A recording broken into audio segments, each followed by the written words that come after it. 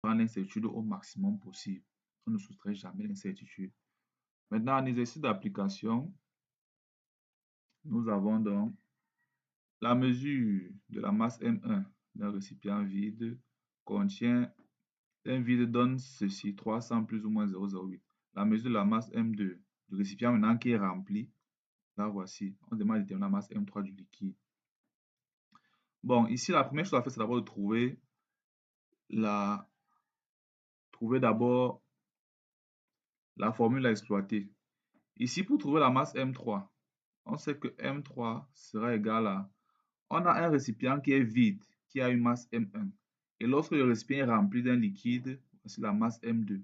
Pour trouver dans la masse du liquide, on va simplement faire M2 moins M1. Voilà l'opération qu'on va faire. Et pour calculer, donc, on va prendre les mesures.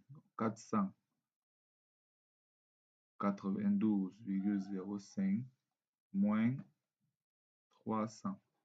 Et on va donc trouver le résultat 192,05 grammes.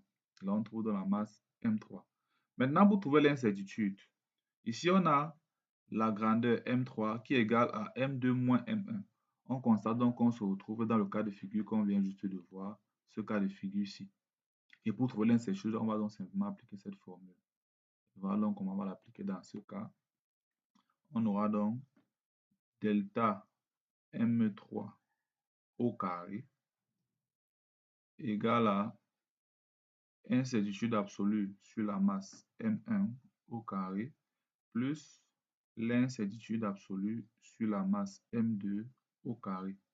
Et maintenant, je trouve donc l'incertitude sur M3. Donc, incertitude absolue sur la masse M3 sera égal à racine carrée de l'incertitude absolue sur la masse M1 au carré plus l'incertitude absolue sur la masse M2 au carré. Je fais simplement l'application numérique. Ça va donc faire racine de l'incertitude absolue sur M1, c'est 0,08. Donc, je vois ici 0,08 au carré plus l'incertitude absolue sur la masse M2, c'est 0,10. Donc, je vois ici 0,10 au carré. Et là, on trouve donc le résultat delta M2 en grammes.